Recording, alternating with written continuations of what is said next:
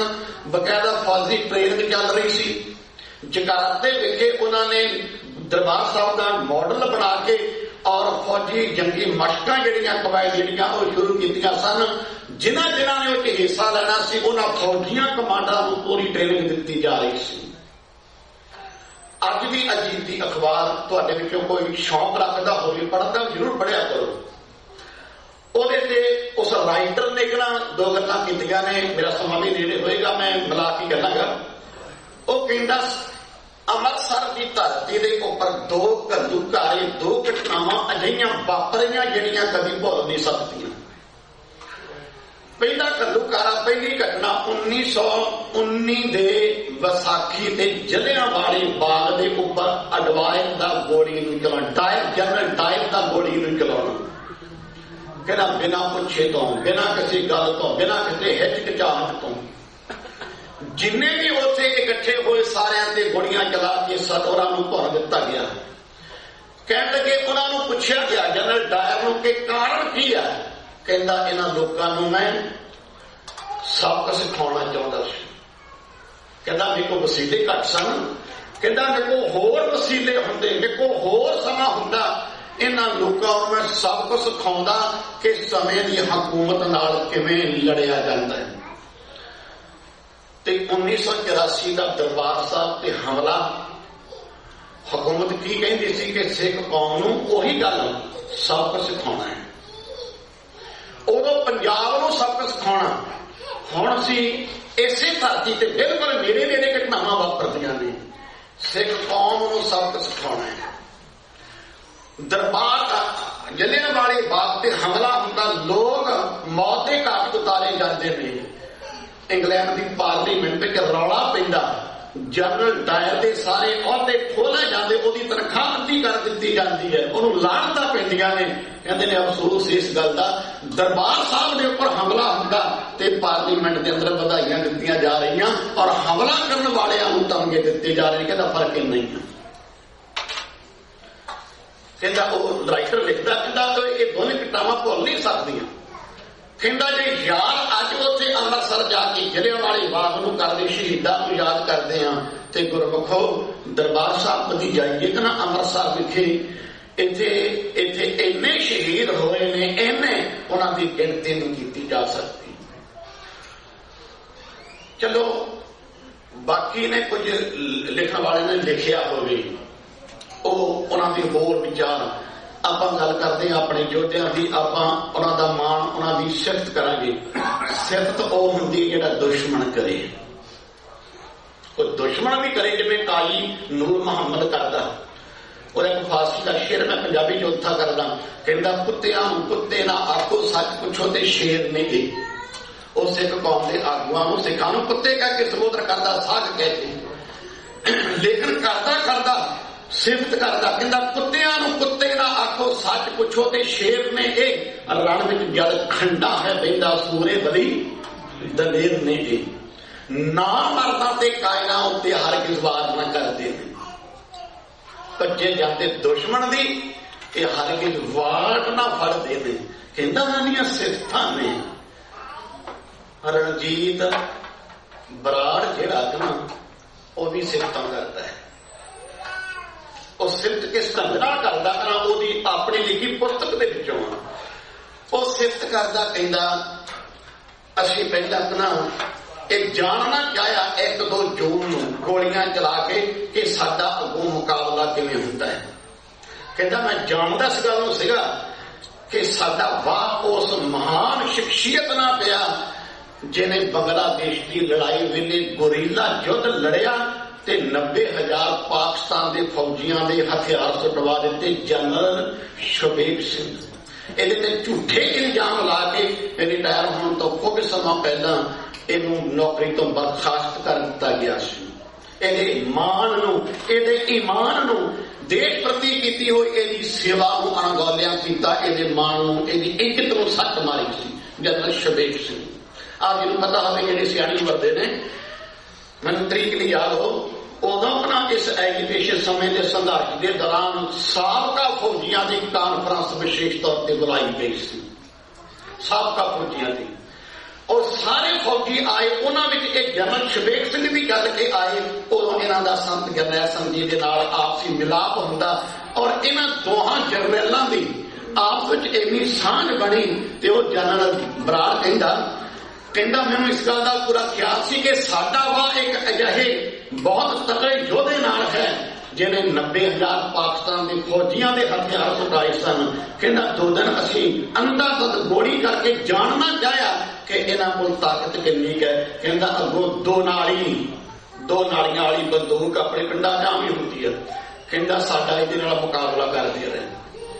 कहना असीं भी शाम तक सोचिया इंटैलीजेंस अपनी CID दे नाल कहना सोचिया भी ये साडा मुकाबला की करनगे।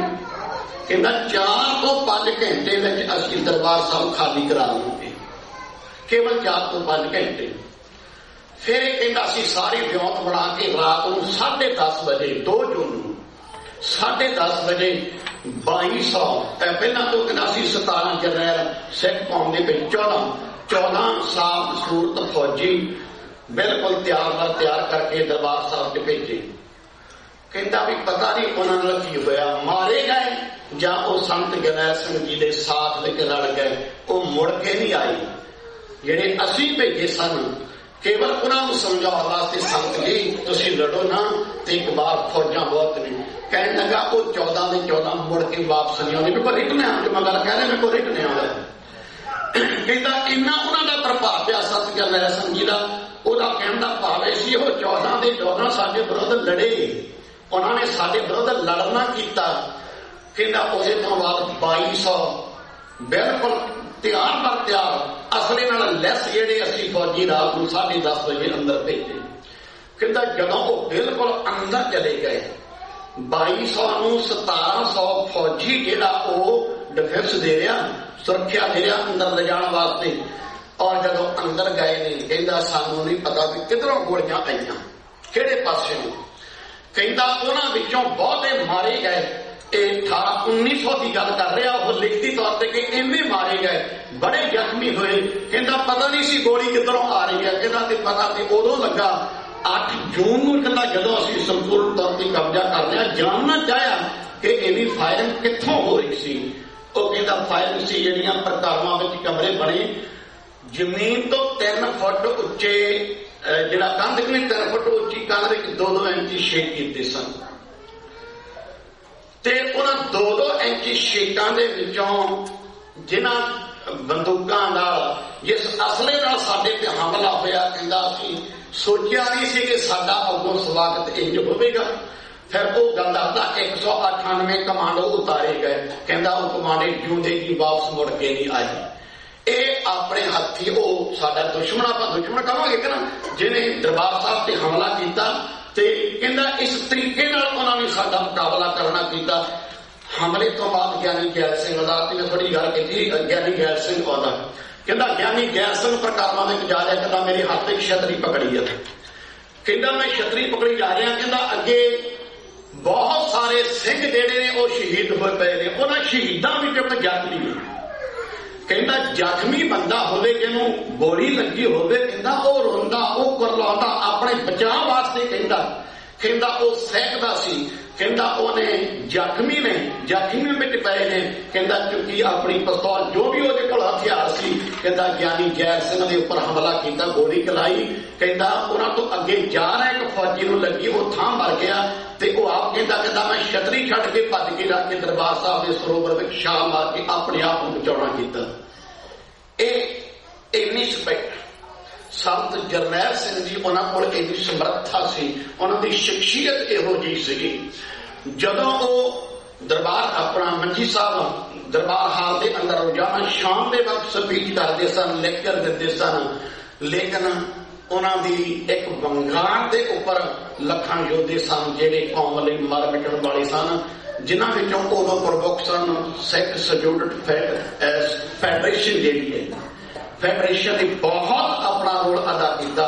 सच्ची बाह बन के संत जरनैल सिंह दे चले नाल बब्बर अज वही फैडरेशन है जिहड़ी खिद्दो वांगू खिदरी पई है। ते सारे जिन्ने भी कमांडर ने अज दे फैडरेशन के सारी बादल लगी लभ लैणी जाके जिन्ने भी ने ਕਿੱਥੇ ਉਹ ਫੈਡਰੇਸ਼ਨ, ਕਿੱਥੇ ਉਹ ਫੈਡਰੇਸ਼ਨ ਦਾ ਮੁਖੀ ਭਾਈ ਅਮਰੀਕ ਸਿੰਘ, ਕਿੱਥੇ ਉਹ ਫੈਡਰੇਸ਼ਨ ਜਿਹੜੀ ਧਰਮ ਲਈ ਲੜਨ ਵਾਲੀ, ਜਿਹੜੀ ਨਿਕਲੀ ਇਸ ਪੱਖ ਤੋਂ ਸੀਗੀ ਕਿ ਧਰਮ ਦੇ ਲਈ ਨੌਜਵਾਨਾਂ ਨੂੰ ਲਾਮਬੰਦ ਕਰਨਾ।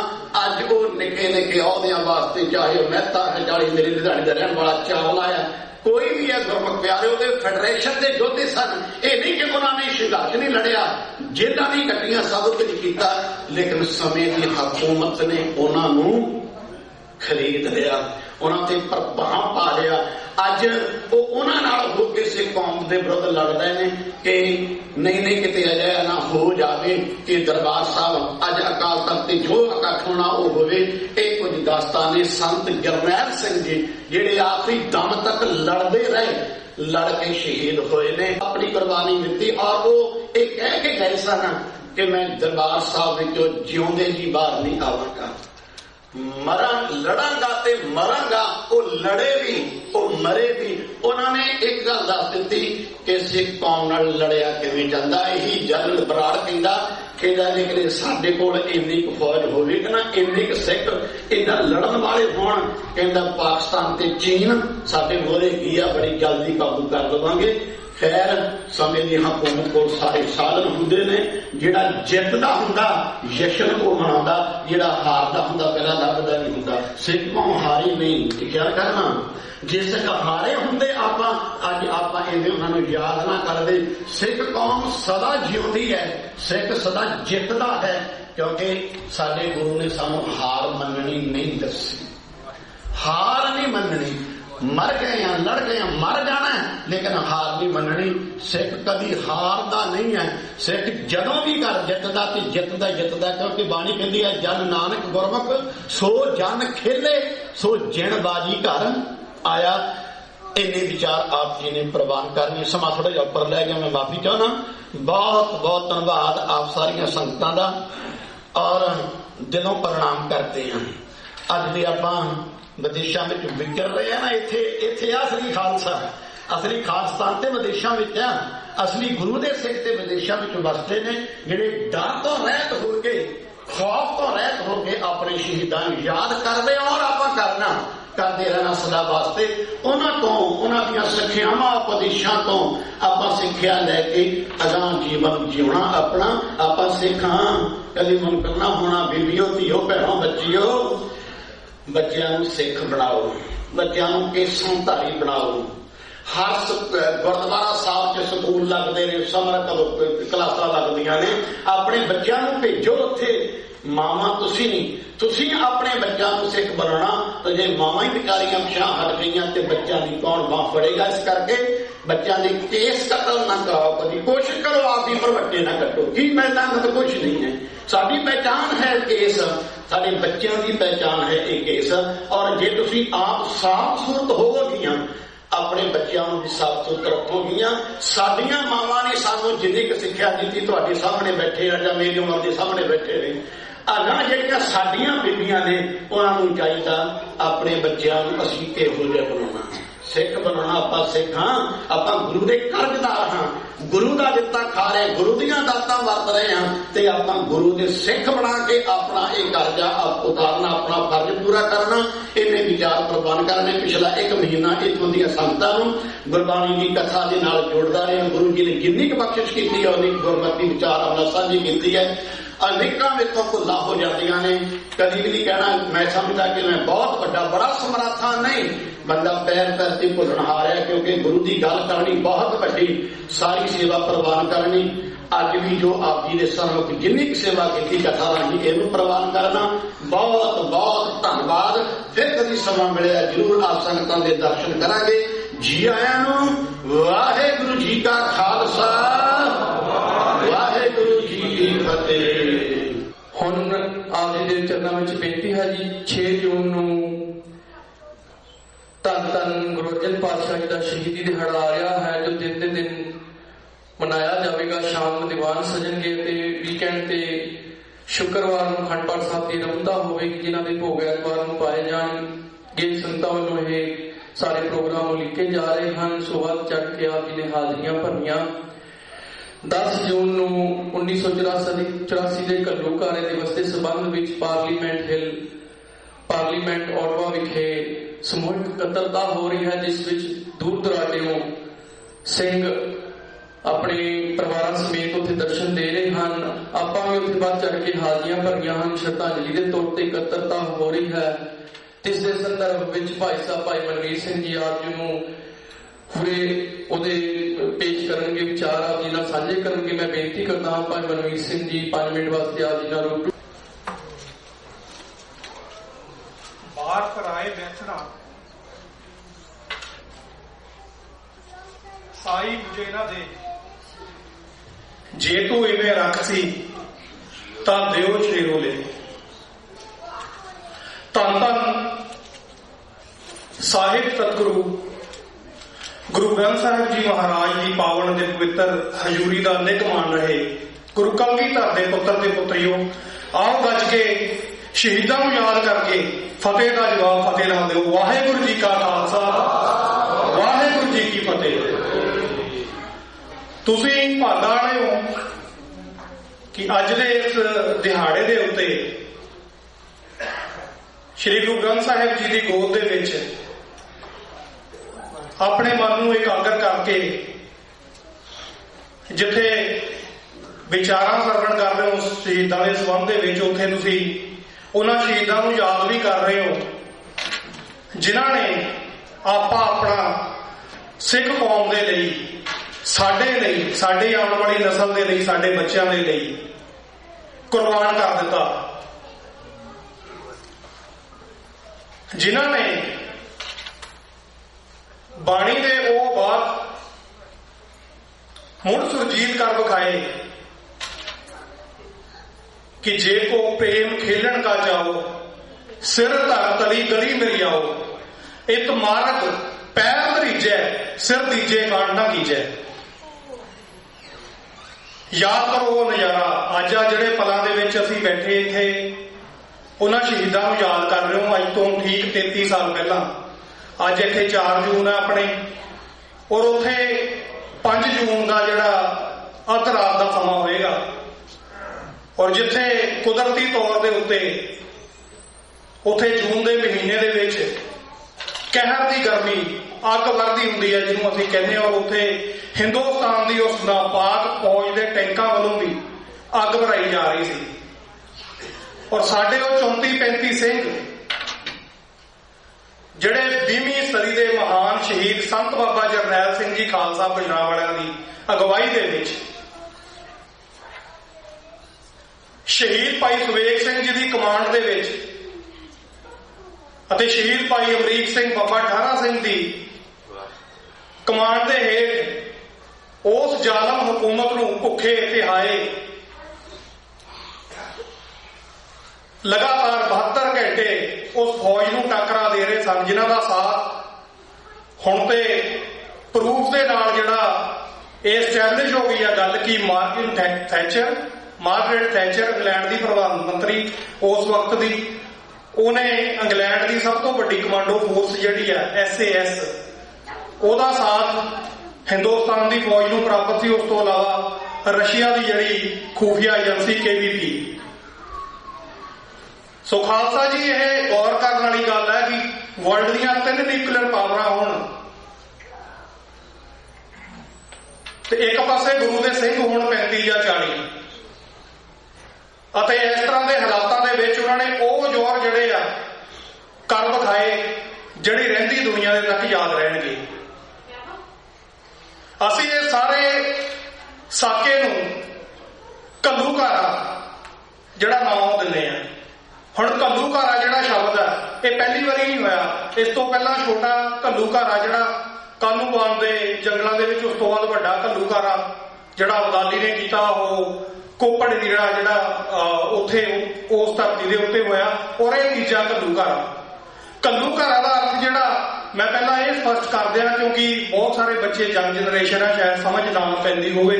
ਘੱਲੂਘਾਰਾ ਜਿਹੜੇ ਸਿੱਖ ਕੌਮ ਦੇ ਮਹਾਨ ਫਿਲਾਸਫਰ ਭਾਈ ਸਾਹਿਬ ਭਾਈ ਕਾਹਨ ਸਿੰਘ ਨਾਭਾ ਉਹਨਾਂ ਵੱਲੋਂ ਲਿਖਿਆ ਗਿਆ ਮਹਾਨ ਕੋਸ਼ ਹੈ, ਉਹਦੇ ਵਿੱਚ ਘੱਲੂਘਾਰੇ ਦਾ ਅਰਥ ਹੈ ਤਬਾਹੀ, ਸਰਵਨਾਸ਼। ਹੁਣ ਇਹਦੇ ਪਿੱਛੇ ਦੀ ਜਿਹੜੀ ਮੈਂਟੈਲਿਟੀ ਆ ਉਹਨੂੰ ਸਮਝਣ ਦੀ ਲੋੜ ਹੈ ਕਿ ਘੱਲੂਘਾਰਾ ਕਿਉਂ ਵਰਤਾਇਆ ਗਿਆ। ਪਹਿਲੇ 2 ਘੱਲੂਘਾਰੇ ਜਿਹੜੇ ਨੇ ਅਸੀਂ ਉਹਨਾਂ ਨੂੰ ਵੀ ਯਾਦ ਕਰਦੇ ਹਾਂ, ਪਰ ਸਾਨੂੰ ਕਈ ਵਾਰੀ ਨਹੀਂ ਯਾਦ ਰਹਿੰਦੇ ਕਿ ਕਿਹੜੀ ਤਰੀਕ ਆ। ਸਾਡੇ ਤੋਂ ਬਹੁਤ ਜਣੇ ਅਜਿਹੇ ਨੇ, ਅੱਜ ਤਾਂ ਚਲੋ ਮੀਡੀਆ ਫੇਸਬੁੱਕ ਹੈ, ਸਾਨੂੰ ਜਾਂ WhatsApp ਹੈ, ਪਤਾ ਲੱਗ ਜਾਂਦਾ ਕਿ ਘੱਲੂਘਾਰਾ ਅੱਜ ਹੈਗਾ, ਬਟ ਕੀ ਕਾਰਨ ਹੈ ਕਿ ਉਹ 2 ਘੱਲੂਘਾਰੇ ਇੰਨੀ ਜਿਹੜੀ ਆ ਗੰਭੀਰ ਤਰੀਕੇ ਦੇ ਨਾਲ ਕੌਮ ਯਾਦ ਨਹੀਂ ਕਰਦੀ। ਜਿਹੜਾ ਇਹ ਤੀਜਾ ਘੱਲੂਘਾਰਾ, ਇਹਨੂੰ ਹੀ ਕਿਉਂ ਤਵੱਜੋ ਦਿੱਤੀ ਜਾਂਦੀ ਹੈ। ਜੂਨ ਦਾ ਮਹੀਨਾ ਜਦੋਂ ਵੀ ਸ਼ੁਰੂ ਹੁੰਦਾ, ਆਪ ਮੁਹਾਰੇ ਸਾਰੀ ਸੰਗਤ, ਉਹਨਾਂ ਦੇ ਜਿਹੜੇ ਮਨ ਨੇ ਉਹ ਅਕਾਲ ਤਖਤ ਦੀ ਉਸ ਢੱਡੀ ਹੋਈ ਤਸਵੀਰ ਜਿਹੜੀ ਉਹਨਾਂ ਦੇ ਦਿਮਾਗਾਂ ਦੇ ਵਿੱਚ, ਉਹਨਾਂ ਦੇ ਮਨਾਂ ਦੇ ਵਿੱਚ ਆਪਣੇ ਆਪ ਉਤਰ ਜਾਂਦੀ ਹੈ। ਉਹਦੀ ਵਜ੍ਹਾ ਕਿ ਉਹ ਜਿਹੜੇ 2 ਘੱਲੂਘਾਰੇ ਪਹਿਲੇ ਹੋਏ ਆ, ਉਹਨਾਂ ਨੂੰ ਸਿੱਖ ਕੌਮ ਨੇ ਸਫਾਏ ਹਸਤੀ ਤੋਂ ਮਿਟਾ ਦਿੱਤਾ। ਉਹਨਾਂ ਕੌਮਾਂ ਦੇ ਰਾਜਾਂ ਨੂੰ ਜਿਹੜੀਆਂ ਅੱਤ ਤਸ਼ੱਦਦ ਕਰ ਕਰਕੇ ਆਪਣੇ ਰਾਜ ਭਾਗ ਕਾਇਮ ਕਰਦੀਆਂ ਸਨ, ਜਿਹੜੇ ਬਾਹਰਲੇ ਧਾੜਵੀ ਸਨ, ਉਹਨਾਂ ਨੂੰ ਸਫਾਏ ਹਸਤੀ ਤੋਂ ਮਿਟਾ ਦਿੱਤਾ। ਪਰ ਇਹ ਜਦ ਤੱਕ ਤਿਰੰਗਾ ਝੰਡਾ ਹਿੰਦੁਸਤਾਨ ਦੇ ਲਾਲ ਕਿਲੇ ਤੇ ਝੂਲਦਾ ਰਹੇਗਾ, ਸਾਨੂੰ ਉਹ ਢੱਠਿਆ ਹੋਇਆ ਅਕਾਲ ਤਖਤ ਹਮੇਸ਼ਾ ਯਾਦ ਆਉਂਦਾ ਰਹੇਗਾ।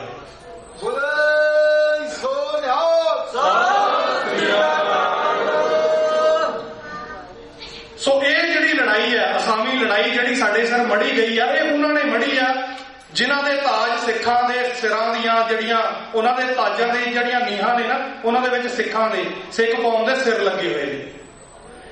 ਇਹ ਵਿਸ਼ਵਾਸਘਾਤ ਦੀ ਹੱਦ ਹੈ, ਇਹ ਸਿਖਰ ਹੈ ਧੋਖੇਬਾਜ਼ੀ ਦੀ।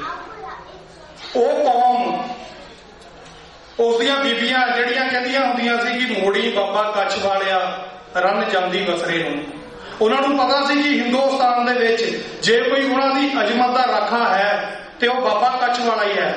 ਉਹ ਕਲਗੀਧਰ ਪਿਤਾ ਦਾ ਵਰਸਾਇਆ ਹੋਇਆ ਪੰਜਕਕਾਰੀ ਖਾਲਸਾ। ਉਸ ਤੋਂ ਇਲਾਵਾ ਉਹਨਾਂ ਨੂੰ ਇਹ ਜਿਹੜੇ ਧੀਆਂ ਦੇ ਡੋਲੇ ਦੇ ਦੇ ਕੇ ਰਾਜਪੂਤ ਉੱਥੇ ਰਾਜ ਕਰਦੇ ਰਹੇ ਨੇ, ਉਹਨਾਂ ਦੇ ਵੱਸ ਦੀ ਗੱਲ ਨਹੀਂ ਸੀ। ਸਿੱਖਾਂ ਨੇ ਜੰਗਲਾਂ ਦੇ ਵਿੱਚ ਰਹਿ ਕੇ ਛੋਲਿਆਂ ਦੀ ਜਿਹੜੀ ਮੁੱਠ ਆ ਦਿਹਾੜੀ ਦੇ ਵਿੱਚ ਉਹ ਖਾ ਖਾ ਕੇ ਗੁਜ਼ਾਰੇ ਕੀਤੇ, ਪੱਤੇ ਖਾ ਖਾ ਕੇ ਗੁਜ਼ਾਰੇ ਕੀਤੇ। ਉਹੀ ਵੋਟਦੇ ਸਨ ਹਿੰਦੁਸਤਾਨ ਦੀ ਉਸ ਆਬਰੂ ਤੇ ਅਜ਼ਮਤ ਦੀ ਰਾਖੀ ਕਰਨ ਦੇ ਲਈ। ਪਰ ਸਾਡੇ ਨਾਲ ਉਹਨਾਂ ਨੇ ਕੀ ਕਮਾਇਆ? ਧੋਖੇ ਦੀ ਇਹ ਜਿਹੜੀ ਦਾਸਤਾਨ ਹੈ, ਇਹ 1947 ਤੋਂ ਜਿਹੜੀ ਜਦੋਂ ਦਾ ਇਹ ਅਖੌਤੀ ਮੁਲਕ ਆਜ਼ਾਦ ਹੋਇਆ। ਵੈਸੇ ਤਾਂ ਜਿਹੜਾ ਧੋਖਾ ਇਹ ਬੜੀ ਦੇਰ ਦਾ ਚੱਲਦਾ ਆ ਰਿਹਾ, ਕਦੀ ਆਪਣੇ ਚੰਦੂ ਦੇ ਰੂਪ ਦੇ ਵਿੱਚ, ਕਦੀ ਗੰਗੂ ਦੇ ਰੂਪ ਦੇ ਵਿੱਚ। ਪਰ ਇੰਤਹਾ ਜਦੋਂ ਉਹਨਾਂ ਦੇ ਸਿਰ ਰਾਜ, ਉਹਦਾ ਕਾਰਨ ਕੀ ਹੈ? ਸਾਨੂੰ ਕਾਰਨ ਦੇਖਣੇ ਪੈਣਗੇ ਕਿ ਕੀ ਕਾਰਨ ਹੈ ਕਿ ਸਾਡੇ ਉੱਤੇ ਇਹ ਨਸਲਕੁਸ਼ੀ ਜਿਹੜੀ ਉਹਨਾਂ ਨੇ ਸ਼ੁਰੂ ਕੀਤੀ ਹੈ ਸਾਲ 1984 ਦੇ ਵਿੱਚ, ਹਜੇ ਤੱਕ ਜਾਰੀ ਹੈ। ਤੁਸੀਂ ਸਾਰੇ ਜਿਹੜੀ ਜ਼ਿਆਦਾ ਗੰਭੀਰਤਾ ਦੇ ਵਿੱਚ ਡਿਟੇਲ ਦੇ ਵਿੱਚ ਨਹੀਂ ਜਾਊਂਗਾ, ਤੁਹਾਡੇ ਸਾਰਿਆਂ ਕੋਲ ਸੋਸ਼ਲ ਮੀਡੀਆ, ਤੁਹਾਨੂੰ ਪਤਾ ਅੱਜ ਵੀ ਉੱਥੇ ਖਾਲਿਸਤਾਨ ਦੇ ਨਾਮ ਦੇ ਉੱਤੇ ਬੇਗੁਨਾਹਾਂ ਦੀਆਂ ਗ੍ਰਿਫਤਾਰੀਆਂ ਹੋ ਰਹੀਆਂ ਨੇ, ਉਹਨਾਂ ਦੇ ਉੱਤੇ ਹਥਿਆਰ ਮੜੇ ਜਾ ਰਹੇ ਨੇ। ਸੋ ਇਹ ਲੰਬੀ ਦਾਸਤਾਨ। ਪਰ ਘੱਲੂਘਾਰਾ ਜਿਹੜਾ ਕੀਤਾ ਗਿਆ, ਉਹਦਾ ਕੀ ਮਤਲਬ? ਖਾਲਸਾ ਜੀ ਅਸੀਂ ਸਾਰੇ ਜਾਣਦੇ ਹਾਂ, ਅਸੀਂ ਇਹ ਸਮਾਜਿਕ ਹਿੱਸਾ ਸ਼ਰੀਕੇਦਾਰੀ, ਇਹ ਜਿਹੜੀ ਸ਼ਰੀਕੇਦਾਰੀ ਆ, ਇਹਦਾ ਜਿਹੜਾ ਇਹਦਾ ਰਿਜ਼ਲਟ ਹੈ ਇਹ ਜਿਹੜਾ ਘੱਲੂਘਾਰਾ ਸਾਡੇ ਤੇ ਹੋਇਆ। ਕਿਉਂਕਿ ਉਹਨਾਂ ਨੂੰ ਪਤਾ ਜਿਹੜੀ ਕੌਮ ਨੇ ਸਾਨੂੰ ਤਾਜ ਦੇ ਮਾਲਕ ਬਣਾਇਆ, ਇਹ ਸਾਨੂੰ ਕਦੀ ਵੀ ਥੱਲੇ ਲਾ ਸਕਦੀ ਹੈ। ਕਿਉਂਕਿ ਇਹ ਜਿਹੜੀ ਕੌਮ ਹੈ 5000 ਸਾਲ ਤੱਕ ਗੁਲਾਮ ਰਹੀ, ਤੇ ਜਦੋਂ ਦਾ ਪੰਜਕਕਾਰੀ ਖਾਲਸਾ ਉਸ ਧਰਤੀ ਦੇ ਉੱਤੇ ਪ੍ਰਗਟ ਹੋਇਆ, ਉਦੋਂ ਦੀ ਦਰਾਏ ਖੈਬਰ ਤੋਂ ਲੈ ਕੇ ਕਾਬੁਲ ਤੱਕ ਜਿਹੜੀ ਉਹਨਾਂ ਨੇ ਲਕੀਰ ਮਾਰੀ ਹੈ। ਕਿਉਂਕਿ ਉਸ ਤੋਂ ਪਹਿਲਾਂ ਜਿੰਨੇ ਵੀ ਧਾੜਵੀ ਆਏ ਆ, ਉਸ ਪਾਸਿਓਂ ਹੀ ਆਏ ਆ। ਇਹ ਗੇਟਵੇ ਆਫ ਇੰਡੀਆ ਇਹ ਹੁੰਦਾ ਸੀ ਪਹਿਲਾਂ। ਪੰਜਾਬ ਦੇ ਵਿੱਚ ਮਹਾਰਾਜਾ ਰਣਜੀਤ ਸਿੰਘ ਦੀ ਅਗਵਾਈ ਦੇ ਵਿੱਚ ਜਿਹੜੀ ਲਕੀਰ ਉੱਥੇ ਮਾਰੀ ਗਈ, ਜਿਹੜਾ ਖਾਲਸਾ ਰਾਜ ਕਾਇਮ ਕੀਤਾ ਗਿਆ ਉਸ ਵਕਤ, ਜਿਹਦੀਆਂ ਹੱਦਾਂ ਕਾਬਲ ਤੋਂ ਲੈ ਕੇ ਦਿੱਲੀ ਤੱਕ ਤੇ ਦੂਜੇ ਪਾਸੇ ਰਾਜਸਥਾਨ ਤੋਂ ਲੈ ਕੇ ਚਾਈਨਾ ਤੱਕ ਲੱਗਦੀਆਂ ਸੀ। ਜਦੋਂ ਇਸ ਖਿੱਤੇ ਦੇ ਉੱਤੇ ਖਾਲਸੇ ਦਾ ਕਬਜ਼ਾ ਹੋਇਆ, ਉਸ ਤੋਂ ਬਾਅਦ ਇਹ ਰਾਹ ਪੱਕੇ ਤੌਰ ਦੇ ਲਈ ਬੰਦ ਹੋ ਗਿਆ। ਹੁਣ ਅਸੀਂ ਯਾਦ ਕਰਦੇ ਹਾਂ 1947 ਦਾ ਉਹ ਵੇਲਾ ਜਦੋਂ ਸਿੱਖਾਂ ਨੇ ਇਹਨਾਂ ਦੀ, ਹੁਣ ਤਾਂ ਅਸੀਂ ਇਲਜ਼ਾਮ ਕਈ ਵਾਰੀ ਲਾ ਦਿੰਦੇ ਹਾਂ ਕਿ ਮਾਸਟਰ ਤਾਰਾ ਸਿੰਘ ਨੇ ਧੋਖਾ ਜਿਹੜਾ ਉਸ ਕੌਮ ਨਾਲ ਕਰਤਾ ਜਾਂ ਉਹਨੂੰ ਅਕਲ ਨਹੀਂ ਸੀ, ਬਟ ਹੁਣ ਸਾਨੂੰ ਆਪਣੇ ਵੱਲ ਵੀ ਦੇਖਣਾ ਚਾਹੀਦਾ ਵੀ ਅਸੀਂ ਵੀ ਕੀ ਕਰਦੇ ਹਾਂ। ਅੱਜ ਹਾਲ ਸਾਡਾ ਵੀ ਉਹੀ ਹੈ, ਅਸੀਂ ਵੀ ਦਿੱਲੀ ਦੇ ਵਾਰਸਾਂ ਨੂੰ ਮਾਸਟਰ ਤਾਰਾ ਸਿੰਘ ਵਾਂਗੂ ਹੁਣ ਜਿਹੜਾ ਪ੍ਰਮੋਟ ਕਰਨ ਦੇ ਤੁਰੇ ਹੋਏ। ਖੈਰ, ਸੋ ਇਹ ਜਿਹੜਾ ਧੋਖਾ ਸਾਡੇ ਨਾਲ ਉਹਨਾਂ ਨੇ 1947 ਦੇ ਵਿੱਚ, ਪਹਿਲਾਂ ਤਾਂ ਸਾਡੇ ਪੰਜਾਬ ਦੀ ਵੰਡ ਕੀਤੀ, ਤੁਸੀਂ ਯਾਦ ਕਰੋ, ਉਹ ਪੰਜਾਬ ਦਾ ਨਕਸ਼ਾ ਜਿਹੜਾ ਖਾਲਸਾ ਰਾਜ ਦਾ ਹੁੰਦਾ ਸੀ, ਸਾਨੂੰ ਸਾਰਿਆਂ ਨੂੰ ਪਤਾ ਹੈ। ਉਸ ਤੋਂ ਬਾਅਦ ਪੰਜਾਬ ਦੇ ਵਿੱਚ ਉਹਦਾ 30% ਸਾਨੂੰ ਛੱਡ ਦਿੱਤਾ ਗਿਆ, ਔਰ ਅੱਜ ਉਸ ਦੇ ਵਿੱਚ 1960 ਦੇ ਵਿੱਚ ਪੰਜਾਬੀ ਮੋਰਚੇ ਤੋਂ ਬਾਅਦ ਉਹ 'ਚੋਂ ਹਰਿਆਣਾ ਤੇ ਹਿਮਾਚਲ ਕੱਢ ਕੇ ਤੇ ਅੱਜ ਦਾ ਜਿਹੜੀ ਨਿੱਕੀ ਜਿਹੀ ਸੂਬੀ ਹੈ ਉਹ ਵੀ ਸਾਨੂੰ ਬਿਨਾਂ ਪਾਣੀ ਤੋਂ, ਬਿਨਾਂ ਬਿਜਲੀ ਤੋਂ ਸਾਨੂੰ ਨਾਜ਼ਾਰ ਕੀਤਾ ਪਿਆ। ਖਾਲਸਾ ਜੀ, ਗੁਲਾਮੀ ਨੂੰ ਸਮਝੋ। ਜੇ ਸੰਤ ਬਾਬਾ ਜਰਨੈਲ ਸਿੰਘ ਖਾਲਸਾ ਭਿੰਡਰਾਂਵਾਲਾ ਨੇ ਲੋਹਾ ਲਿਆ ਉਸ ਹਰਿਮੰਦਰ ਦੀ ਪਰਿਕਰਮਾ ਦੇ ਵਿੱਚ, ਉਹਦਾ ਕਾਰਨ ਇਹੀ ਸੀ ਕਿ ਉਹਨਾਂ ਨੂੰ ਗੁਲਾਮੀ ਦਾ ਅਹਿਸਾਸ ਹੋ ਗਿਆ ਸੀ। ਗੁਲਾਮੀ ਦੇ ਅਹਿਸਾਸ ਦੇ ਵਿੱਚ ਉਹਨਾਂ ਦੇ ਆਪਣੇ ਬੋਲ ਸਨ ਕਿ ਸਰੀਰ ਦੇ ਮਰਨ ਨੂੰ ਮੈਂ ਮੌਤ ਨਹੀਂ ਗਿਣਦਾ, ਜ਼ਮੀਰ ਦਾ ਮਰ ਜਾਣਾ ਯਕੀਨਨ ਮੌਤ ਹੁੰਦੀ ਹੈ। ਜੇ ਅਸੀਂ ਵਾਕਈ ਗੁਰੂ ਦੇ ਸਿੱਖ ਹਾਂ, ਜੇ ਅਸੀਂ ਵਾਕਈ ਉਸ ਸੰਤ ਸਿਪਾਹੀ ਨੂੰ 20ਵੀਂ ਸਦੀ ਦਾ ਮਹਾਨ ਸਿੱਖ ਤੇ ਸ਼ਹੀਦ ਗਿਣਦੇ ਆ, ਤੇ ਫਿਰ ਸਾਨੂੰ ਇਹਨਾਂ ਲਫ਼ਜ਼ਾਂ ਦੇ ਉੱਤੇ ਵੀ ਪਹਿਰਾ ਦੇਣਾ ਪਏਗਾ। ਔਰ ਉਸ ਤੋਂ ਬਾਅਦ ਦੇ ਉਹਨਾਂ ਦੇ ਜਿਹੜੇ ਆਖਰੀ ਸ਼ਬਦ ਕਿ ਜਦੋਂ ਹਰਿਮੰਦਰ ਸਾਹਿਬ ਦੀ ਹਦੂਦ ਦੇ ਵਿੱਚ ਹਿੰਦੁਸਤਾਨ ਦੀ ਨਾਪਾਕ ਫੌਜ ਦੇ ਪੈਰ ਪਏ ਤਾਂ ਖਾਲਿਸਤਾਨ ਦੀ ਨੀਂਹ ਰੱਖੀ ਜਾਏਗੀ। ਇਹ ਨੀਂਹ ਜਿਹੜੀ ਸ਼ਹੀਦ ਸਾਡੇ ਰੱਖ ਗਏ ਨੇ, ਇਹਦੇ ਉੱਤੇ ਹੁਣ ਜਿਹੜਾ ਮਹਿਲ ਹੈ ਉਹ ਅਸੀਂ ਉਸਾਰਨਾ। ਅਸੀਂ ਉਹ ਜਰੀਏ ਪੈਦਾ ਕਰਦੇ ਨੇ, ਅਸੀਂ ਸਾਥ ਦੇਣਾ ਉਹਨਾਂ ਜਥੇਬੰਦੀਆਂ ਦਾ, ਅਸੀਂ ਸਾਥ ਦੇਣਾ ਉਹਨਾਂ ਸਿੰਘਾਂ ਸਿੰਘਣੀਆਂ ਦਾ ਜਿਹੜੇ ਇਸ ਕੌਮੀ ਆਜ਼ਾਦੀ ਲਈ ਤਤਪਰ ਨੇ, ਵਚਨਬੱਧ ਨੇ ਔਰ ਹਰ ਦਿਨ ਹਰ ਪਲ ਇਹਦੇ ਲਈ ਉਪਰਾਲੇ ਕਰਦੇ ਨੇ। ਅੱਜ ਸਾਨੂੰ ਇਹ ਕੰਮ ਕਰਨ ਦੇ ਲਈ ਹਥਿਆਰ ਦੀ ਲੋੜ ਨਹੀਂ ਹੈ। ਹਥਿਆਰ ਦੀ ਲੋੜ ਜਦੋਂ ਸੀ ਉਦੋਂ ਸਿੰਘਾਂ ਨੇ ਵਰਤਿਆ, ਔਰ ਸਿੱਖਾਂ ਦਾ ਜਿਹੜਾ 10 ਸਾਲ ਦਾ ਇਤਿਹਾਸ ਹੈ ਹਿੰਦੁਸਤਾਨ ਦੀ ਜ਼ਬਰ ਦਾ ਮੁਕਾਬਲਾ ਜਿਹੜਾ ਉਹਨਾਂ ਨੇ ਕੀਤਾ, ਉਹ ਸੁਨਹਿਰੀ ਅੱਖਰਾਂ ਦੇ ਵਿੱਚ ਹਿੰਦੁਸਤਾਨ ਦੇ ਖਾਲਿਸਤਾਨ ਦੇ ਇਤਿਹਾਸ ਦੇ ਵਿੱਚ ਲਿਖਿਆ ਜਾਏਗਾ। ਪਰ ਅੱਜ ਵਕਤ ਇਹ ਹੈ ਕਿ ਅਸੀਂ ਜਿਹੜੀਆਂ ਐਜੀਟੇਸ਼ਨ ਹੁੰਦੀਆਂ ਨੇ ਬਾਹਰਲੇ ਮੁਲਕਾਂ ਦੇ ਵਿੱਚ, ਜਿਹਦੀ ਪੀੜ ਹਿੰਦੁਸਤਾਨ ਦੇ ਮੀਡੀਆ ਦੇ ਵਿੱਚ ਤੁਸੀਂ ਰੋਜ਼ ਉਹਨਾਂ ਦੀ ਜਿਹੜੀ ਪੀੜ ਹੈ ਮਹਿਸੂਸ ਕਰ ਸਕਦੇ ਹੋ। ਕਿਵੇਂ ਉਹ ਪਿੱਟ ਕੇ ਅੱਜ ਕੈਨੇਡਾ ਦੇ ਐਮਪੀਜ਼ ਨੂੰ, ਮਿਨਿਸਟਰ ਨੂੰ ਖਾਲਿਸਤਾਨੀਆਂ ਦੇ ਨਾਲ ਜੋੜ ਕੇ ਉਹ ਜਦੋਂ ਵੀ ਜੂਨ ਦਾ ਮਹੀਨਾ ਸ਼ੁਰੂ ਹੋਣਾ ਹੁੰਦਾ ਉਸ ਤੋਂ 2 ਮਹੀਨੇ ਪਹਿਲਾਂ ਉਹਨਾਂ ਨੇ ਸ਼ੁਰੂ ਕਰ ਦਿੰਦੇ ਆ ਵੀ ਇਹ ਅੱਤਵਾਦੀ ਆ ਗਏ, ਵੱਖਵਾਦੀ ਆ ਗਏ। ਪਰ ਸਾਡੀ ਲੜਾਈ ਹੁਣ ਹਥਿਆਰਾਂ ਦੀ ਨਹੀਂ ਹੈ, ਸਾਡੀ ਲੜਾਈ ਕਲਮ ਦੀ ਹੈ, ਸਾਡੀ ਲੜਾਈ ਮੀਡੀਆ ਦੀ ਹੈ। ਅਸੀਂ ਕਲਮ ਤੇ ਮੀਡੀਆ ਦਾ ਸਾਥ ਦਈਏ। ਹਰ ਇੱਕ ਜਿਹੜਾ ਵੀਰ ਹੈ ਸਾਡਾ ਨੌਜਵਾਨ, ਉਹ ਪੱਤਰਕਾਰ ਹੈ, ਉਹਦੇ ਹੱਥ ਦੇ ਵਿੱਚ ਸੋਸ਼ਲ ਮੀਡੀਆ ਹੈ। ਸੋਸ਼ਲ ਮੀਡੀਆ ਦੇ ਵਿੱਚ ਤੁਸੀਂ ਕੋਈ ਪਟੀਸ਼ਨ ਸਾਈਨ ਕਰਨੀ ਹੈਗਾ, ਬੜਾ ਜ਼ੋਰ ਨਹੀਂ ਲੱਗਦਾ। ਤੁਸੀਂ ਕੋਈ ਪੋਸਟ ਸ਼ੇਅਰ ਕਰਨੀ ਹੈ, ਕੋਈ ਜ਼ੋਰ ਨਹੀਂ ਲੱਗਦਾ। ਇੱਕ ਤੁਸੀਂ ਸੈਲਫੀਆਂ ਵੀ ਲਾਈਕ ਕਰਦੇ ਹੋ, ਪੋਸਟ ਸ਼ੇਅਰ ਕਰੋ ਔਰ ਸਾਥ ਦਿਓ ਇਹਨਾਂ ਐਜੀਟੇਸ਼ਨ ਦਾ ਜਿਹੜੀਆਂ ਰੱਖੀਆਂ ਜਾਂਦੀਆਂ ਨੇ। ਸਿੱਖ ਕੌਮ ਦੀ ਇਸ ਨਸਲ ਕੁਸ਼ੀ ਨੂੰ ਜਿਹੜੀਆਂ ਉਹ ਐਜੀਟੇਸ਼ਨ ਦੇ ਵਿੱਚ ਜੱਗ ਜ਼ਾਹਰ ਕੀਤਾ ਜਾਂਦਾ, ਔਰ ਹੁਣ ਤਾਂ ਓਨਟਾਰੀਓ ਦੀ ਅਸੈਂਬਲੀ ਨੇ ਵੀ ਇਹਨੂੰ ਮੰਨ ਲਿਆ। ਸੋ ਸਾਡੇ ਪੈਰ ਵੱਧ ਰਹੇ ਨੇ, ਬਹੁਤ ਤੇਜ਼ੀ ਦੇ ਨਾਲ ਵੱਧ ਰਹੇ ਨੇ। ਸ਼ਹੀਦਾਂ ਦੇ ਸੰਕਲਪ ਨੂੰ ਫੇਰ ਦੁਹਰਾਉਣ ਦੀ ਲੋੜ ਹੈ, ਔਰ ਉਹ ਜਿਹੜੀ ਅਕਾਲ ਤਖਤ ਦੀ ਤਸਵੀਰ ਹੈ ਪਿੱਛੇ ਟਟੇ ਹੋਏ ਦੀ, ਉਹ ਹਰ ਪਲ ਸਾਡੇ ਮਨ 'ਚ ਹੋਣੀ ਚਾਹੀਦੀ ਆ। ਇਹੀ ਵਜ੍ਹਾ ਕਿ ਅਕਾਲ ਤਖਤ ਸਾਹਿਬ ਦੀ ਜਿਹੜੀ ਮੋਹਰਾਸਾਰੀ ਕੀਤੀ ਗਈ ਹੈ, ਕਿਉਂਕਿ ਜਦੋਂ ਵੀ ਉਹ ਤਸਵੀਰ ਕੋਈ ਵੀ ਸਿੱਖ ਦੇਖਦਾ ਉਹਦੇ ਦਿਲ ਦੇ ਅੰਦਰ ਇੱਕ ਧੂ ਪੈਂਦੀ ਹੈ। ਉਹਨੂੰ ਅਹਿਸਾਸ ਹੁੰਦਾ ਗੁਲਾਮੀ ਦਾ, ਉਹਨੂੰ ਅਹਿਸਾਸ ਹੁੰਦਾ ਆਪਣੇ ਨਾਲ ਹੋਏ ਧੋਖੇ ਦਾ। ਇਹ ਵੀ ਇੱਕ ਸਾਜ਼ਿਸ਼ ਦਾ ਨਤੀਜਾ ਹੈ। ਦੁਨੀਆ ਦੇ ਹੋਰ ਕਿਸੇ ਵੀ ਮੁਲਕ ਦੇ ਵਿੱਚ ਨਸਲਕੁਸ਼ੀਆਂ ਦੇ ਨਿਸ਼ਾਨ ਜਾਂ ਲੜਾਈਆਂ ਦੇ ਨਿਸ਼ਾਨ ਮਿਟਾਏ ਨਹੀਂ ਗਏ, ਉਹਨਾਂ ਨੂੰ ਸਾਂਭ ਕੇ ਰੱਖਿਆ ਗਿਆ। ਪਰ ਇਹ ਵੀ ਇੱਕ ਧੋਖੇ ਦਾ, ਜਿਹੜੀ ਸਾਡੀ ਸਿੱਖ ਰੈਫਰੈਂਸ ਲਾਇਬ੍ਰੇਰੀ ਵੀ ਜਿਹੜੀ ਨਿਸਤੋਂ ਨਾਬੂਦ ਕਰ ਦਿੱਤੀ ਗਈ, ਹੁਣ ਵੀ ਸਾਂਭੀ ਹੋਈ ਹੈ। ਸੋ ਖਾਲਸਾ ਜੀ, ਉਹਦੇ ਨਾਲ ਧਿਆਨ ਦੇਣ ਦੀ ਲੋੜ ਹੈ। ਸਾਨੂੰ ਧਿਆਨ ਦੇਣ ਦੀ ਲੋੜ ਹੈ ਆਪਣੀਆਂ ਇਹਨਾਂ ਕੌਮੀ ਸੰਘਰਸ਼ੀਲ ਜਥੇਬੰਦੀਆਂ ਦੇ ਸੰਘਰਸ਼ ਦੇ ਉੱਤੇ। ਸੋ ਮੈਂ ਆਪ ਜੀ ਦਾ ਜ਼ਿਆਦਾ ਸਮਾਂ ਨਾ ਲੈਂਦਾ ਹੋਇਆ ਜਿਹੜਾ ਪ੍ਰੋਗਰਾਮ ਮੈਂ ਦੱਸਣਾ ਉਹ ਦੱਸਦਿਆਂ ਕਿ ਆਉਣ ਵਾਲੀ 10 ਜੂਨ ਨੂੰ ਜਿਹੜਾ ਸਿੱਖ ਰਿਮੈਂਬਰੈਂਸ ਡੇ ਫॉर ਸੋਵਰਨਿਟੀ, ਉਹਦਾ ਮਤਲਬ ਹੈ ਕਿ 1984 ਦਾ ਜਿਹੜਾ ਇਹ ਘੱਲੂਘਾਰਾ, ਇਹਨੂੰ ਅਸੀਂ ਯਾਦ ਕਰਨਾ ਆਪਣੀ ਆਜ਼ਾਦੀ ਦੇ ਲਈ। ਇਹ ਨਾਮ ਦਾ ਰੱਖਿਆ ਗਿਆ। ਸੋ ਓਟਵਾ ਦੇ ਵਿੱਚ ਇਹ ਪ੍ਰੋਗਰਾਮ ਪਾਰਲੀਮੈਂਟ ਹਿੱਲ ਦੇ ਸਾਹਮਣੇ ਰੱਖਿਆ ਗਿਆ, ਔਰ ਇਹਦੇ ਵਿੱਚ ਬੱਸਾਂ ਜਿਹੜੀਆਂ ਇੱਥੋਂ ਮੌਂਟਰੀਅਲ ਤੋਂ ਵੀ ਜਾ ਰਹੀਆਂ ਨੇ, ਟੋਰਾਂਟੋ ਔਰ ਓਟਵਾ ਤੋਂ ਤਾਂ ਸੰਗਤ ਆ ਹੀ ਰਹੀ ਆ। ਉਸ ਤੋਂ ਇਲਾਵਾ ਅਮਰੀਕਾ ਤੋਂ, ਨਿਊਯਾਰਕ ਤੇ ਆਪਣੇ ਵੈਨਕੂਵਰ ਔਰ ਅਲਬਰਟਾ ਤੋਂ ਸੰਗਤ ਜਿਹੜੀ ਵੱਡੀ ਤਾਦਾਦ 'ਚ ਪਹੁੰਚ ਰਹੀ ਆ। ਬਟ ਆਪਾਂ ਵੀ, ਅਸੀਂ ਉਹਨਾਂ ਦੇ ਗਵਾਂਢੀ ਆ, ਬਹੁਤ ਨੇੜੇ ਆ, 1.5-2 ਘੰਟੇ ਦੀ ਡਰਾਈਵ ਆ। ਅਸੀਂ ਜ਼ਰੂਰ ਇੱਥੋਂ ਜਾਣਾ, ਔਰ ਬੱਸਾਂ ਜਿਹੜੀਆਂ ਇੱਥੋਂ ਪਾਰਕ ਐਕਸ ਗੁਰੂ ਘਰ ਸਾਹਿਬ ਤੋਂ ਚੱਲਣਗੀਆਂ ਆਉਣ ਵਾਲੀ 10 ਜੂਨ ਨੂੰ ਸ਼ਨੀਵਾਰ ਦਾ ਦਿਨ ਹੈ, 9 ਵਜੇ ਬੱਸ ਚੱਲੇਗੀ ਔਰ ਗੁਰਦੁਆਰਾ ਗੁਰੂ ਨਾਨਕ ਦਰਬਾਰ ਲਸਾਲ ਤੋਂ ਵੀ ਬੱਸਾਂ ਚੱਲਣਗੀਆਂ। ਸੋ ਸਾਰੇ ਮਾਈ ਭਾਈ ਦਾ ਸਾਨੂੰ ਪਤਾ ਛੁੱਟੀ ਦਾ ਦਿਨ ਹੈ, ਉਸ ਦਿਨ ਕੰਮ ਵੀ ਖਰਾਬ ਨਹੀਂ ਹੁੰਦਾ ਤੇ ਅਸੀਂ ਜ਼ਰੂਰ ਉੱਥੇ ਆਪਣੀ ਜਿਹੜੀ ਆਵਾਜ਼ ਹੈ ਆਜ਼ਾਦੀ ਦੀ ਉਹਨੂੰ ਬੁਲੰਦ ਕਰਨ ਦੇ ਵਿੱਚ ਆਪਣਾ ਸਹਿਯੋਗ ਦਈਏ ਔਰ ਸਾਥ ਦਈਏ। ਸਾਨੂੰ ਇਹਨਾਂ ਐਜੀਟੇਸ਼ਨਾਂ ਦੇ ਵਿੱਚੋਂ ਆਪਣੀ ਆਜ਼ਾਦੀ ਦਾ ਰਾਹ ਲੱਭਣਾ, ਸੋ ਅਸੀਂ ਉਹਦੇ ਵਿੱਚ ਜ਼ਰੂਰ ਸ਼ਾਮਲ ਹੋਈਏ। ਔਰ ਉਸ ਤੋਂ ਇਲਾਵਾ ਤੁਹਾਨੂੰ ਸਾਰਿਆਂ ਨੂੰ ਪਤਾ ਹੈ ਕਿ NDP ਦੇ ਜਿਹੜੇ ਹੁਣ ਨਵੇਂ ਅਹੁਦੇਦਾਰ ਦੀ ਚੋਣ ਹੋਣ ਜਾ ਰਹੀ ਹੈ ਕੈਨੇਡਾ ਲੈਵਲ ਦੇ ਉੱਤੇ, ਉਹਦੇ ਵਿੱਚ ਭਾਈ ਜਗਮੀਤ ਸਿੰਘ ਅਸੀਂ ਸਾਰੇ ਜਾਣਦੇ ਹਾਂ। ਔਰ ਇਹ ਜਗਮੀਤ ਸਿੰਘ ਇਹਨਾਂ ਦਾ ਸਿਰਫ ਕੈਨੇਡਾ ਦੇ ਵਿੱਚ ਇਤਿਹਾਸ ਨਹੀਂ ਹੈ, ਇਹਨਾਂ ਦੇ ਜਿਹੜੇ ਪੜਦਾਦਾ ਜੀ ਭਾਈ ਸੇਵਾ ਸਿੰਘ ਜੀ ਠੀਕਰੀਵਾਲ, ਉਹਨਾਂ ਨੂੰ ਵੀ ਇੱਕ ਸਿੱਖ ਹੋਣ ਦੇ ਨਾਤੇ ਆ ਜਿਹੜੇ ਪੰਜਾਬ ਦੇ ਵਿੱਚ ਹੁਣ ਕੈਪਟਨ ਅਮਰਿੰਦਰ ਸਿੰਘ ਦੀ ਸਰਕਾਰ ਹੈ, ਇਹਦੇ ਪੁਰਖਿਆਂ ਨੇ ਉਹਨਾਂ ਨੂੰ ਫਾਂਸੀ ਦਿੱਤੀ ਹੋਈ ਹੈ। ਸੋ ਸਾਨੂੰ ਯਾਦ ਰੱਖੇ ਕਿ ਇਹ ਜਿਹੜੇ ਸਾਡੇ ਨੌਜਵਾਨ ਵੀਰ ਹੁਣ ਅੱਗੇ ਆਏ ਨੇ, ਉਹਨਾਂ ਦਾ ਇਤਿਹਾਸਕ ਪਿਛੋਕੜ ਵੀ ਹੈ ਔਰ ਇਹ ਕੌਮੀ ਨੇ, ਔਰ ਸਾਨੂੰ ਬਹੁਤ ਵੱਧ ਚੜ ਕੇ ਇਹਨਾਂ ਦੀ ਮੈਂਬਰਸ਼ਿਪ ਬਣਾਉਣ ਦੀ ਲੋੜ ਹੈ ਔਰ ਇਹਨਾਂ ਨੂੰ ਫੰਡ ਦੇਣ ਦੀ ਲੋੜ ਹੈ, ਤਾਂ ਕਿ ਇੱਕ ਸਿੱਖ ਚਿਹਰਾ ਕੈਨੇਡਾ ਦੀ ਜਿਹੜੀ ਪ੍ਰਧਾਨ ਮੰਤਰੀ ਦੀ ਡਿਬੇਟ ਹੋਏਗੀ, ਜੇ ਅਸੀਂ ਉਹਨਾਂ ਨੂੰ NDP ਦਾ ਜਿਹੜਾ ਫੈਡਰਲ ਲੀਡਰ ਬਣਨ ਦੇ ਵਿੱਚ ਸਹਿਯੋਗ ਕਰਦੇ ਆ ਤੇ ਕੈਨੇਡਾ ਦੀ ਜਿਹੜੀ ਪ੍ਰਧਾਨ ਮੰਤਰੀ ਦੀ ਡਿਬੇਟ ਹੋਏਗੀ ਉਹਦੇ 'ਚ ਵੀ ਕੋਈ ਚਿਹਰਾ ਹੋਣਗੇ। ਸੋ ਸਿੱਖੀ ਦਾ ਪ੍ਰਚਾਰ ਜਿਹੜਾ ਹੁਣ ਸਾਨੂੰ ਬਾਰ-ਬਾਰ ਮਿਲੀਅਨਸ ਡਾਲਰ ਲਾ ਕੇ ਦੱਸਣਾ ਪੈਂਦਾ ਕਿ ਅਸੀਂ ਸਿੱਖ ਆ, ਅਸੀਂ ਬਾਕੀਆਂ ਨਾਲੋਂ ਵੱਖਰੇ ਆ ਤੇ ਸਾਡਾ ਇੱਕੋ ਹੀ ਯੋਧਾ ਸਰਦਾਰ ਜਗਮੀਤ ਸਿੰਘ, ਉਹ ਕੰਮ ਉਹਦੇ ਸਿਰਫ ਮੀਡੀਆ ਦੇ ਉੱਤੇ ਉਸ ਪ੍ਰਾਈਮ ਮਿਨਿਸਟਰ ਦੀ ਡਿਬੇਟ ਦੇ ਵਿੱਚ ਭਾਗ ਲੈਣ ਨਾਲ ਹੀ ਸਾਡਾ ਅੱਧਾ ਮਸਲਾ ਹੱਲ ਹੋ ਜਾਂਦਾ।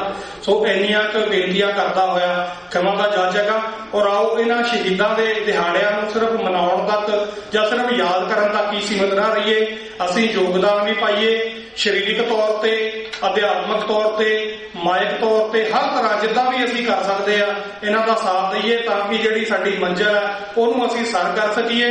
ਔਰ ਕਲਗੀਧਰ ਪਾਤਸ਼ਾਹ ਦਾ ਵਰਸਾਇਆ ਹੋਇਆ ਜਿਹੜਾ ਖਾਲਸਾ ਇੱਕ ਵਾਰ ਫੇਰ ਉਸ ਧਰਤੀ ਦੇ ਉੱਤੇ ਜਿੱਥੇ ਜ਼ੁਲਮਾਂ ਦਾ ਹੜ੍ਹ ਆਇਆ ਹੋਇਆ, ਜਿੱਥੇ ਕਸ਼ਮੀਰੀ ਕੁਚਲੇ ਜਾ ਰਹੇ ਨੇ, ਜਿੱਥੇ ਅਸਾਮੀ ਕੁਚਲੇ ਜਾ ਰਹੇ ਨੇ, ਜਿੱਥੇ ਜਿਹੜੀਆਂ ਨਕਸਲਵਾੜੀ ਜਿਹਨੂੰ ਇਹਨਾਂ ਨੇ ਕਹਿ ਕੇ ਪ੍ਰਚਾਰਿਆ ਉਹਨਾਂ ਸਟੇਟਾਂ ਦੇ ਵਿੱਚ ਉਹਨਾਂ ਦੇ ਘਾਣ ਹੋ ਰਿਹਾ ਤੇ ਹੁਣ ਤਾਂ ਇੱਕ ਨਵੀਂ ਜਿਹੜੀ ਮੰਗ ਆ ਉੱਠ ਖੜੀ ਹੋਈ ਹੈ ਤਮਿਲਨਾਡੂ ਦੀ।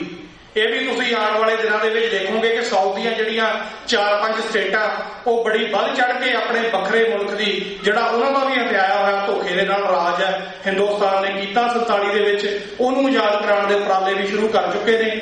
ਸੋ ਇਸ ਆਉਣ ਵਾਲੇ ਦਿਨਾਂ ਦੇ ਵਿੱਚ, ਆਉਣ ਵਾਲੇ ਸਾਲਾਂ ਦੇ ਵਿੱਚ, ਇਹ ਦੂਰ ਦੀ ਗੱਲ ਨਹੀਂ ਹੈ, ਬਹੁਤ ਨੇੜੇ ਦੀ ਗੱਲ ਹੈ ਕਿ ਹਿੰਦੁਸਤਾਨ ਦੇ ਟੁਕੜੇ ਜਿਵੇਂ ਸੋਵੀਅਤ ਯੂਨੀਅਨ ਦੇ 15 ਟੁਕੜੇ ਹੋਏ ਨੇ ਤੇ ਹਿੰਦੁਸਤਾਨ ਦੇ 33 ਜਾਂ 34 ਟੁਕੜੇ ਹੋਣਗੇ ਔਰ ਉਹਨਾਂ ਦੇ ਵਿੱਚ ਖਾਲਸਾ ਇੱਕ ਵਿਲੱਖਣ ਦੇ ਰੂਪ ਦੇ ਵਿੱਚ ਆਪਣਾ ਆਜ਼ਾਦ ਰਾਜ ਖਾਲਿਸਤਾਨ ਕਾਇਮ ਕਰਕੇ ਇਸ ਦੁਨੀਆ ਦੇ ਉੱਤੇ ਹੱਕ, ਸੱਚ ਤੇ ਇਨਸਾਫ ਦੀ ਆਵਾਜ਼ ਹੈ ਜਿਹੜੀ ਬੁਲੰਦ ਕਰੇਗਾ ਔਰ ਅਸੀਂ ਆਪਣੇ ਕਾਤਲਾਂ ਨੂੰ ਦੁਨੀਆ ਦੀ ਕਚਹਿਰੀ ਦੇ ਵਿੱਚ, ਸਤਿਗੁਰ ਦੀ ਕਚਹਿਰੀ ਦੇ ਵਿੱਚ ਖੜੇ ਹੋ ਕੇ ਇਹਨਾਂ ਦੇ ਉੱਤੇ ਕੇਸ ਚਲਾਵਾਂਗੇ ਤੇ ਉਹਨਾਂ ਨੂੰ ਸਜ਼ਾ ਯਾਫਤਾ ਕਰਾਂਗੇ। ਇੰਨੀਆਂ ਹੀ ਬੇਨਤੀਆਂ ਕਰਦਾ ਹੋਇਆ ਕਿ ਮਾਤਾ ਜਾਚਕਾ, ਵਾਹਿਗੁਰੂ ਜੀ ਕਾ ਖਾਲਸਾ, ਵਾਹਿਗੁਰੂ ਜੀ ਕੀ ਫਤਿਹ। ਵਾਹਿਗੁਰੂ ਜੀ ਕਾ ਖਾਲਸਾ, ਵਾਹਿਗੁਰੂ ਜੀ ਕੀ ਫਤਿਹ। ਧੰਨਵਾਦ ਹੈ ਭਾਈ ਮਨਵੀਰ ਸਿੰਘ ਜੀ ਦਾ। ਸਾਧ ਸੰਗਤ ਜੀਓ, ਆਓ ਹੁਣ ਭਾਈ ਸਾਹਿਬ ਭਾਈ ਅਵਤਾਰ ਸਿੰਘ ਜੀ ਪਾਸੋਂ ਕੁਝ ਮਿੰਟਾਂ ਵਾਸਤੇ ਉਹਨਾਂ ਦੇ ਵਚਨ ਮਿਲਾ ਸਮਝ ਕਰ। ਧੰਨ ਧੰਨ ਸ੍ਰੀ ਗੁਰੂ ਗ੍ਰੰਥ ਸਾਹਿਬ ਜੀ ਵਿੱਚ ਬਿਰਾਜਮਾਨ ਗੁਰੂ ਸਾਧ ਸੰਗਤ ਜੀ, ਵਾਹਿਗੁਰੂ ਜੀ ਕਾ ਖਾਲਸਾ, ਵਾਹਿਗੁਰੂ ਜੀ ਕੀ ਫਤਿਹ। ਆਪਾਂ ਸਾਰੇ ਆ ਮਿਲ ਕੇ 1984 ਦੇ ਸਿੰਘਾਂ ਨੂੰ ਯਾਦ ਕਰ ਰਹੇ ਹਾਂ ਜੋ ਸ਼ਹੀਦ ਹੋਏ ਹਨ। ਕਹਿੰਦੇ ਹਨ ਕਿ ਜੋ ਵੀ ਦੁਨੀਆ ਦੇ ਉੱਪਰ ਆਦਮੀ ਸੀ ਜਦੋਂ 1984 ਚ ਹਰਿਮੰਦਰ ਸਾਹਿਬ ਤੇ ਹਮਲਾ ਹੋਇਆ, ਚਾਹੇ ਉਹ ਸਿੱਖ ਸੀ, ਸਿੱਖਾਂ ਦਾ ਖੈਰ ਜਿੰਦਰਾ ਬਲੂਦਰ ਹੋਣਾ ਹੀ ਸੀ, ਬੇਸ਼ੱਕ ਉਹ ਗੈਰ ਸਿੱਖ ਸੀ ਜਾਂ ਹੋਰ ਵੀ ਸੀ, ਸਾਰਿਆਂ ਦੇ ਮਨ ਦੇ ਸੱਟ ਵੱਜੀ ਕਿ ਗੁਰੂ ਸਾਹਿਬ ਦਾ ਘਰ ਕਿਉਂ ਢਾਹ ਗਿਆ। ਕਿਉਂਕਿ ਇਹਦੇ ਪਿੱਛੇ ਫਿਲਾਸਫੀ ਇਸ ਤਰ੍ਹਾਂ ਹਰ ਇੱਕ ਕਥਾਵਾਚਕ ਨੇ ਬਹੁਤ ਵਧੀਆ ਪਿਆਰ ਨਾਲ ਦੱਸਿਆ ਹੈ, ਭਾਈ ਸਾਹਿਬ ਮਨਵੀਰ ਸਿੰਘ ਨੇ ਦੱਸਿਆ ਹੈ। ਕਿਉਂਕਿ ਕਹਿੰਦੇ ਹਨ ਕਿ ਜਦੋਂ ਪਹਿਲਾਂ ਦੀ ਗੱਲ ਚਾਹੁੰਦੀ ਹੈ ਮੁਗਲਾਂ ਦੇ ਪਠਾਨਾਂ ਦੀ, ਤਾਂ ਕਿਰਪਾਨ ਨਾਲ ਜ਼ੋਰ ਲਾਇਆ, ਸਿੱਖਾਂ ਨੂੰ ਵਟਾਉਣ ਦੀ ਕੋਸ਼ਿਸ਼ ਕੀਤੀ, ਜ਼ੋਰ ਸਿਰੇ ਲਾਇਆ ਪਰ ਨਹੀਂ ਸਿੱਖ ਮਿਟੇ।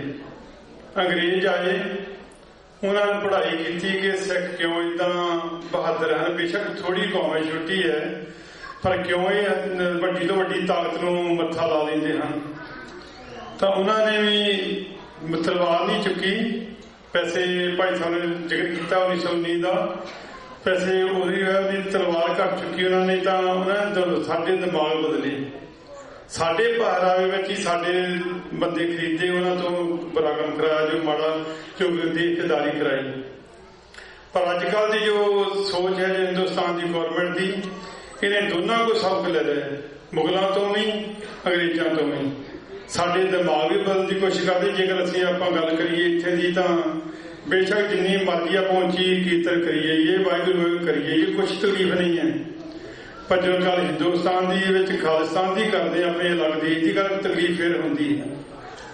ਇਸ ਲਈ ਕਿਉਂਕਿ ਜਥਾ ਵੀ ਪਹੁੰਚ ਚੁੱਕਾ ਹੈ, ਦਾਸ ਬਹੁਤਾ ਟਾਈਮ ਲੱਗੇ, ਦਾਸ ਦੀ ਬੇਨਤੀ ਹੈ ਭਾਈ ਸਾਹਿਬ ਭੰਵਰਾ ਨੂੰ, ਕਿਉਂਕਿ ਉਹਦੇ ਕੋਲ ਕਵਿਤਾ ਹੈ, 5 ਮਿੰਟ ਵਿੱਚ ਸਮਾਪਤੀ ਕਰਦੇ ਹਨ, ਕਿਉਂਕਿ ਉਹ ਤਕਰੀਬਨ ਕਵਿਤਾ ਵਿੱਚ ਸਾਰਾ ਕੁਝ ਹੀ ਭੁੱਲ ਦਿੰਦੇ ਹਨ। ਇਸ ਲਈ ਦਾਸ ਨੂੰ ਬੇਨਤੀ ਕਰੇ ਕਿ ਉਹ ਆ ਜਾਣ, ਤੇ ਦਾਸ ਇੰਨੇ ਕੀ ਬੇਨਤੀ ਕਰੇ ਕਿ ਸੱਚੇ ਪਾਤਸ਼ਾਹ ਰਹਿਮਤ ਕਰਨ। ਇਸ ਤਰ੍ਹਾਂ ਕਹਿੰਦੇ ਹਨ ਕਿ ਜੇਕਰ ਗਊ ਸ਼ੇਰ ਦੇ ਹੱਥਾਂ 'ਚ ਉਹਦੀ ਮਾਤ ਸੀ ਦਾ ਖਲ ਵੀ ਨਹੀਂ, ਜਿਹੜੇ ਬਾਗ ਦਾ ਮਾਲੀ ਬੇਈਮਾਨ ਹੋ ਜਾਏ, ਉਹਦੇ ਫੁੱਲ ਵੀ ਨਹੀਂ ਤੇ ਉਹਦੇ ਫਲ ਵੀ ਨਹੀਂ। ਜਿਹਦੀ ਕੌਮ ਦੀ ਖੂਨ ਚੋਂ ਜਾਏ ਗੈਰਤ, ਉਹ ਅੱਜ ਵੀ ਨਹੀਂ ਤੇ ਉਹ ਕੱਲ ਵੀ ਨਹੀਂ। ਸਾਡੀ ਗੈਰਤ ਨੂੰ ਇਹ ਦੁਸ਼ਮਣ ਪਰਖਦੇ ਹਨ ਕਿ ਇਹ ਕਿੰਨੀ ਜੋ ਅਟੈਕ ਹੈ ਜਾਂ ਅੱਜ ਵੀ ਹੋ ਰਿਹਾ ਹੈ, ਸਾਡੀ ਪਰਖ ਕਰ। ਜੇਕਰ ਆਪਾਂ ਨਹੀਂ ਬੋਲਦੇ, ਜੇਕਰ ਉਹ ਕੁਛ ਵੀ ਕਰਦੇ ਹਨ, ਆਪਾਂ ਨਹੀਂ ਬੋਲਦੇ, ਕੁਛ ਨਹੀਂ ਕਹਿੰਦੇ। ਉਹ ਜਦੋਂ ਆਪਾਂ ਖਾਲਿਸਤਾਨ ਦੀ ਗੱਲ ਕਰਦੇ ਹਾਂ, ਆਪਣੇ ਅਲੱਗ ਦੇਸ਼ ਦੀ ਗੱਲ ਕਰਦੇ, ਤਕਲੀਫ ਤਾਂ ਹੁੰਦੀ ਹੈ।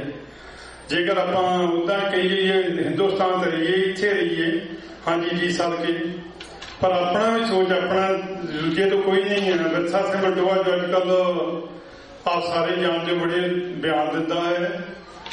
1984 ਵਿੱਚ ਇਹ ਜੋ ਪਾਣੀ ਵਾਲੀ ਟੈਂਕੀ, ਉਹਦੇ ਤੇ ਨਾਲ ਪਹਿਰੇਦਾਰ ਸੀਗਾ, ਸੰਤ ਭਿੰਡਰਾਂ ਦਾ ਸਾਥੀ ਸੀ। ਤੇ ਜਦੋਂ ਜਰਨੈਲ ਸਾਹਿਬ ਸੁਨੀਲ ਸਿੰਘ ਨੇ ਕਿਹਾ ਕਿ ਜੋ ਉਹ ਮੋਰਚਾ ਹੈ ਸਭ ਤੋਂ ਸਟਰੋਂਗ ਤੇ ਸਭ ਤੋਂ ਜ਼ਿਆਦਾ ਮਾਰ ਕਰਨ ਵਾਲਾ, ਉਹ ਬੰਦੇ ਜੋ ਤਗੜੇ ਰੱਖਿਓ। ਕੁਦਰਤੀ ਭਾਈ ਅਮਰੀਕ ਸਿੰਘ ਉੱਥੇ ਬੈਠੀ ਤੇ ਵਿਰਸਾ ਵਲਟੋਆ ਵੀ ਉੱਥੇ ਬੈਠਾ ਸੀ। ਕਹਿੰਦੇ ਜੀ ਲਓ ਉਹਨਾਂ ਜਥੇਦਾਰ ਇੱਥੇ ਬੈਠਾ ਹੈ। ਕਹਿੰਦੇ ਵਿਰਸਾ ਸਿੰਘ ਵਲਟੋਆ ਕਹਿਣ ਲੱਗਾ, ਨਹੀਂ ਜੀ ਮੈਨੂੰ ਤਾਂ ਕਹਿਣ ਦੀ ਜ਼ਰੂਰਤ ਹੀ ਨਹੀਂ। ਕਹਿੰਦੇ ਕਿਉਂ? ਕਹਿੰਦੇ ਮੈਂ ਬਾਬਾ ਦੀਪ ਸਿੰਘ ਦੇ ਪਿੰਡਾਂ ਦਾ ਹਾਂ, ਉਹਦੇ ਸ਼ਹਿਰ ਦਾ ਹਾਂ। ਸੰਤ ਭਿੰਡਰਾਂ ਨੇ ਕਿਹਾ, ਕਹਿੰਦੇ ਹਾਂ ਸ਼ਹੀਦ ਹੋ ਇੱਕ ਕੌਮ ਦੇ ਜਾਂ ਇੱਕ ਸ਼ਹਿਰ ਦੇ ਜਾਂ ਇੱਕ ਏਰੀਏ ਦੇ ਹੁੰਦੇ, ਉਹ ਸਾਰੇ ਦੇਸ਼ ਦੇ ਹੁੰਦੇ ਹਨ। ਇਸ ਲਈ ਹਾਰ ਨਹੀਂ ਕਰਨੀ, ਕਰੋ, ਬਾਅਦ ਸ਼ਹੀਦ ਬਣਦਾ ਹੈ। ਉਹਨਾਂ ਸ਼ਹੀਦੀ ਕਿਸ ਤਰ੍ਹਾਂ ਦਿੱਤੀ, ਉਹ ਆਪ ਸਾਨੂੰ ਪਤਾ ਹੈ ਕਿ ਪੂਰੀ ਗਦਾਰੀ ਦੇ ਉੱਪਰ ਸਰੀਰ ਤੇ ਪਹੁੰਚੇ ਹਨ।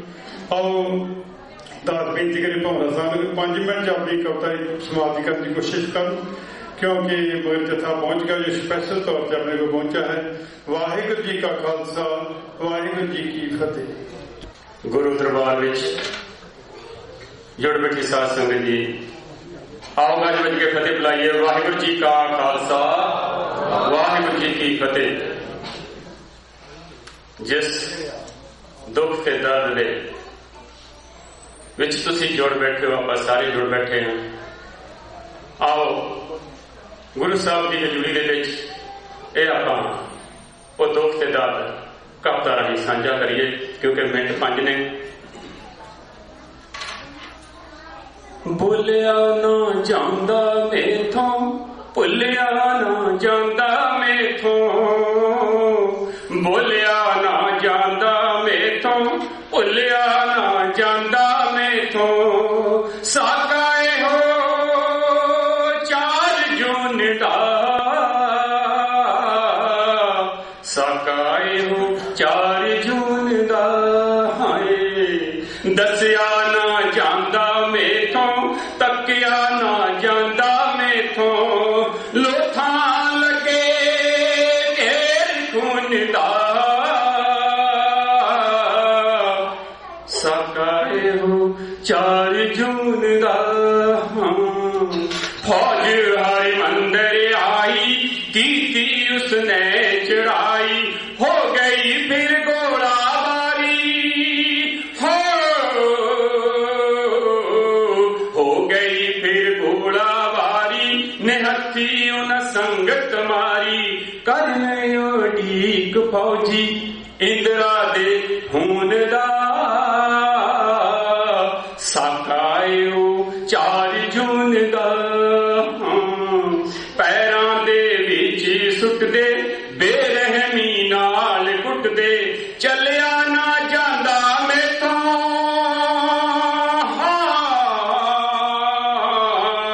ਚੱਲਿਆ ਨਾ ਜਾਂਦਾ ਮੈਥੋਂ, ਚੱਲਿਆ ਨਾ ਜਾਂਦਾ ਮੈਥੋਂ, ਦੇਖ ਕੇ ਦਰਦ ਚੀਕਾਂ ਨਿਰਦੋਸ਼ ਤੇ ਮਾਸੂਮ ਦਾ, ਸਾਕਾਏ ਹੋ 4 ਜੂਨ ਦਾ, ਭੁੱਲਿਆ ਨਾ ਜਾਂਦਾ ਮੈਥੋਂ, ਭੁੱਲਿਆ ਨਾ ਜਾਂਦਾ ਮੈਥੋਂ, ਸਾਕਾਏ ਹੋ 4 ਜੂਨ ਦਾ, ਸਾਕਾਏ ਹੋ 4 ਜੂਨ ਦਾ।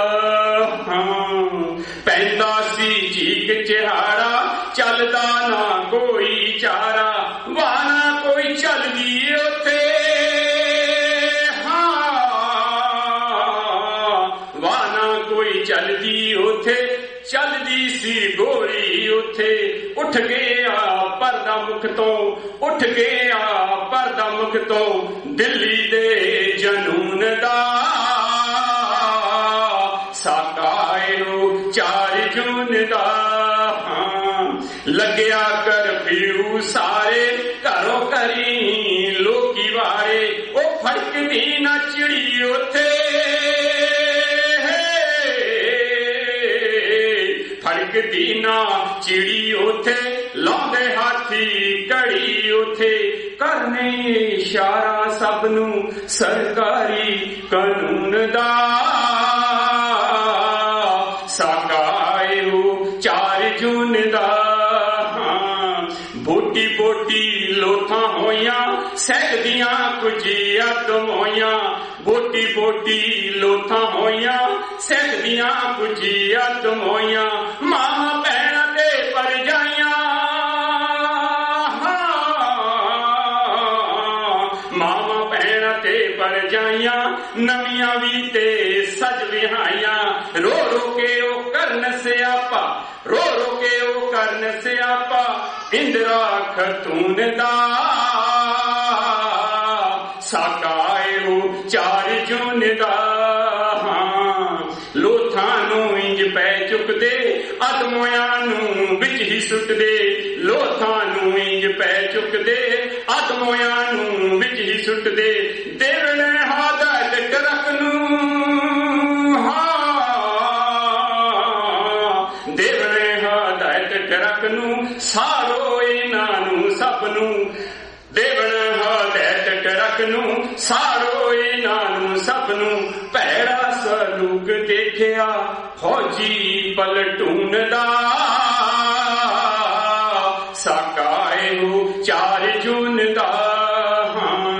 ਦੁਨੀਆ ਭਰ ਚੋਂ ਖਬਰਾਂ ਆਈਆਂ, ਸੋਗਮਈ ਦੀਆਂ ਭਰਨ ਗਵਾਈਆਂ, ਦੁਨੀਆ ਭਰ ਚੋਂ ਖਬਰਾਂ ਆਈਆਂ, ਸੋਗਮਈ ਦੀਆਂ ਭਰਨ ਗਵਾਈਆਂ, ਸਤਨਾਮ ਵੀ ਭਾਵੇ ਧਾਈਆਂ, ਭਮਰਾ ਵੀ ਪਾਵੇ ਧਾਈਆਂ, ਲੋਕੋ ਸੁਣ ਲੋ ਤੁਹਾਈਆਂ, ਰਲ ਕੇ ਸਾਰੇ ਕਰੀਏ ਮਜ਼ਾਰਾ ਸਰਕਾਰੀ ਕਰਤੂਤ ਦਾ, ਸਾਕਾਏ ਹੋ 4 ਜੂਨ ਦਾ। ਕਤਰਾ ਨਾ ਜਾਏ ਬਿਰਥਾ, ਡੁੱਲੇ ਸਾਡੇ ਖੂਨ ਦਾ, ਸਾਕਾਏ ਹੋ 4 ਜੂਨ ਦਾ। ਇਹ ਨਿਕ ਸੇਵਾ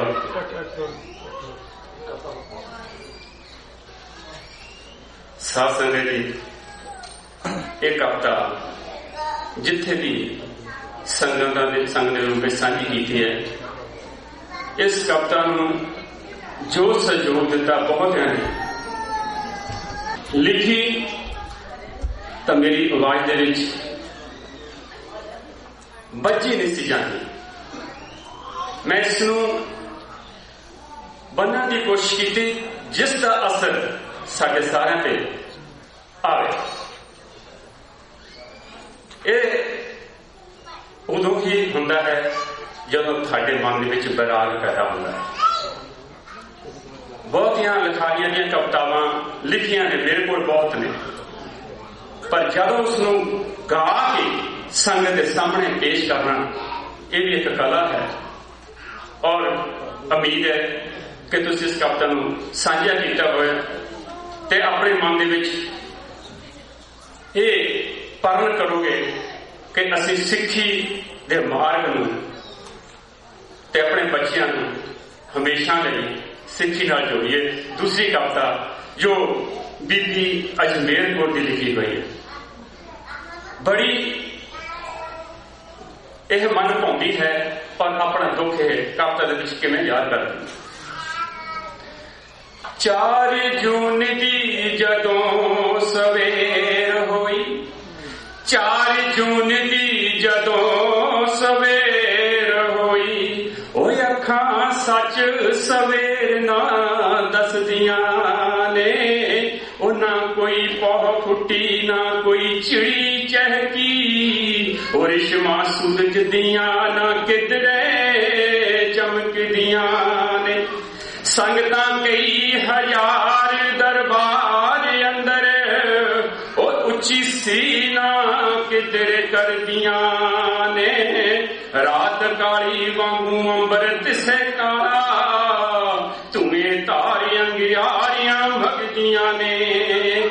ਚੌਥੇ ਪਹਿਰ ਜੋ ਕੀਰਤਨ ਸਦਾ ਹੁੰਦਾ, ਉਹ ਅੱਜ ਭੈਣਾਂ ਵੀਰਾਂ ਦੇ ਕੀਰਨੇ ਕਰਦੀਆਂ ਨੇ, ਉਹ ਕੀਤੇ ਯੋਧੇ ਜਰਨੈਲ ਸ਼ਹੀਦ ਸਾਰੇ, ਉਹ ਅੱਖਾਂ ਚੁਗਲ ਸਰਕਾਰ ਦੀਆਂ ਮੱਚਦੀਆਂ ਨੇ। ਸੰਤ ਜਰਨੈਲ ਸਵੇਗ ਅਮਰੀਕ ਸਿੰਘ ਦੀਆਂ, ਉਹ ਲਾਸ਼ਾਂ ਜਾਮ ਸ਼ਹੀਦੀ ਦੇ ਭਰਦੀਆਂ ਨੇ, ਦੇ ਰੱਬ ਦੀ ਗੋਲੀਆਂ ਨਾਲ ਵਿੰਨੀ, ਦਿਲੀ ਜਾਵਾਂਗੇ ਅੰਗਿਆਰੀਆਂ ਭਖਦੀਆਂ ਨੇ। ਉਹ ਝੰਡੇ ਚੌਂਕੀਆਂ ਸਾਰ ਸਵਾਹ ਕੀਤੇ, ਉਹ ਫੌਜਾਂ ਇੰਦਰਾ ਦੀਆਂ ਹਰਗੀਆਂ ਫਿਰਦੀਆਂ ਨੇ, ਉਹ ਫੌਜਾਂ ਕਰਗਾਂ ਨੂੰ ਲੁੱਟਦੀਆਂ ਫਿਰਦੀਆਂ ਨੇ। ਰਾਤੀ ਜ਼ੁਲਮ ਦਾ ਨੰਗਾ ਸੀ ਨਾਚ ਹੋਇਆ, ਉਹ ਲਾਸ਼ਾਂ ਨੰਗੀਆਂ ਅੱਤ ਵੱਡੀਆਂ ਦੱਸਦੀਆਂ ਨੇ।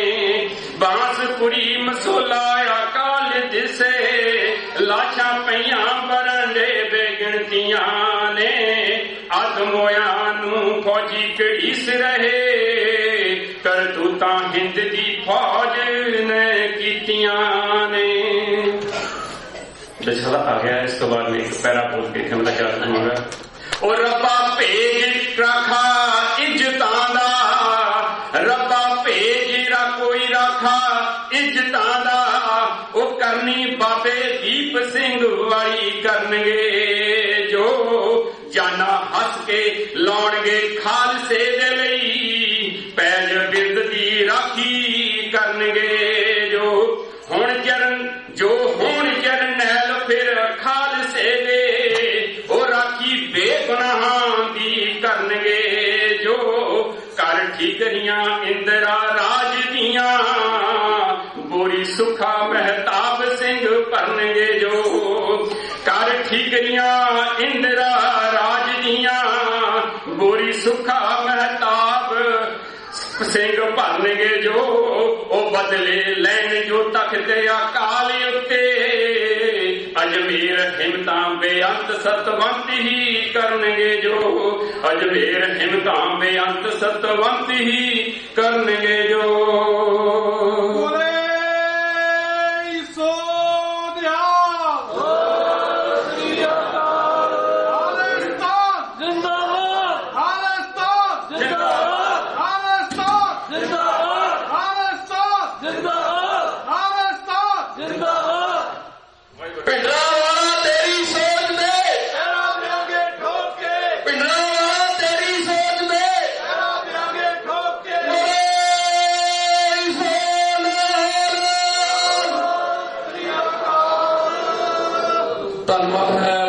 ਭਾਈ ਅਵਤਾਰ ਸਿੰਘ ਜੀ ਦਾ ਅਤੇ ਭਵਰਾ ਜੀ ਦਾ। ਸਾਧ ਸੰਗਤ ਜੀਓ, ਆਪਣੇ ਪਾਸ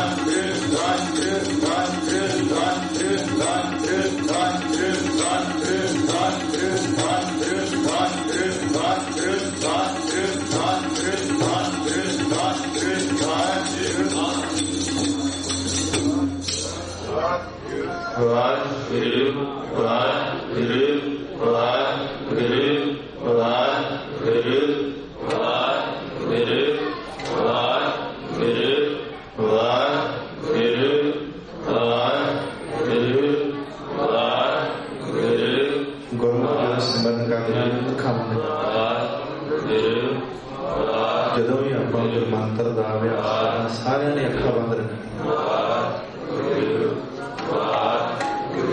ਮਨ ਨੂੰ ਰੋਕਣ ਲਈ ਆਪਾਂ ਸਿਮਰਨ ਕਰ ਰਹੇ ਹਾਂ। ਮਨ ਭੱਜਦਾ ਹੈ, ਇਹ ਦਰਵਾਜ਼ੇ ਅੱਖਾਂ ਕੰਨ ਇਹ ਦਰਵਾਜ਼ੇ ਮਨ ਦੇ ਭੱਜੇ। ਜੇ ਬੰਦ ਹੀ ਨਾ ਕੀਤੀਆਂ ਤੇ ਮਨ ਤਾਂ ਭੱਜੀ ਤਾਂ ਕੌਣ ਆਇਆ ਕੌਣ ਗਿਆ। ਇਹਦੀ ਕੋਸ਼ਿਸ਼ ਕਰ ਰਹੇ ਜਦੋਂ ਗੁਰਮੰਤਰ ਦਾ ਜਾਪ ਹੁੰਦਾ ਨੇਤਰ ਬੰਦ ਕਰ ਲੈਣੇ, ਅੰਦਰਮੁਖੀ ਹੋ ਗਏ।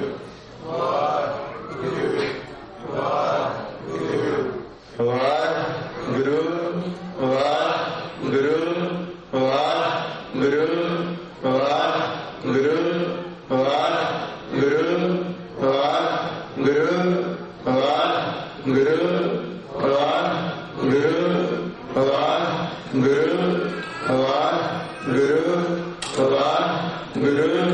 ਵਾਹਿਗੁਰੂ ਵਾਹਿਗੁਰੂ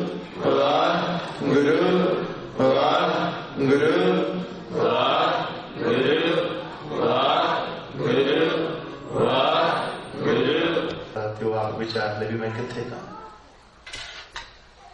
ਇਹਦੀ ਕੋਸ਼ਿਸ਼ ਕਰਨੀ ਜਦੋਂ ਸਿਮਰਨ ਹੁੰਦਾ ਸਾਡੀ ਅੱਖਾਂ ਨੇਤਰ ਬੰਦ ਕਰ ਲੈਣੇ, ਅੱਖਾਂ ਦਰਵਾਜ਼ੇ ਆਦੀ ਮਾਂ ਦੇ ਭੱਜਣ ਦੇ। ਜਿਵੇਂ ਦਰਵਾਜ਼ਾ ਨਾ ਬਾਹਰ ਜਾਣ ਦੇ ਇਹ ਬੰਦ ਕਰਦਾ ਮੈਂ ਬਾਹਰ ਨਹੀਂ ਜਾਏਗਾ, ਉਵੇਂ ਸਾਡੇ ਮਨ ਦੇ ਭੱਜਣ ਦੇ ਦਰਵਾਜ਼ੇ ਨੇ ਅੱਖਾਂ। ਕੌਣ ਆ ਰਿਹਾ ਕੌਣ ਜਾ ਰਿਹਾ, ਸਾਨੂੰ ਅਸੀਂ ਕੁਝ ਨਹੀਂ ਲੈਣਾ ਕਿਸ ਤੋਂ। ਅਸੀਂ ਕੀ ਕਰਨਾ ਹੈ ਸੰਸਾਰ ਤੇ, ਕੀ ਕਰਨਾ ਸਾਡਾ ਅਸਲ ਮਕਸਦ, ਸਾਡਾ ਗੋਲ ਜਿੱਤ ਕੇ ਜਾਣਾ, ਖੇਡਣਾ। ਇਸ ਲਈ ਇਹ ਦਰਵਾਜ਼ੇ ਨੂੰ ਬੰਦ ਰੱਖਣਾ। ਜਦੋਂ ਸਿਮਰਨ ਕਰਨਾ ਬੈਠ ਕੇ ਜਦੋਂ ਕਰਨਾ ਆਪਾਂ ਨੇਤਰਾਂ ਨੂੰ ਬੰਦ ਕਰ ਲੈਣਾ ਤੇ ਕੰਨਾਂ ਨੂੰ ਕਿਹੜੇ ਕੰਮ ਲਾ ਲੈਣਾ।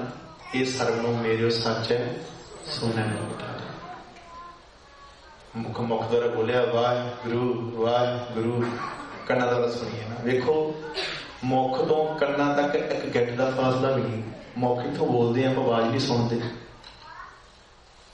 ਤੀਜੇ ਘਰ ਚੌਥੇ ਘਰ ਕੀ ਗੱਲ ਪੂਰੀ ਸਾਨੂੰ ਪਤਾ ਲੱਗ ਗਿਆ।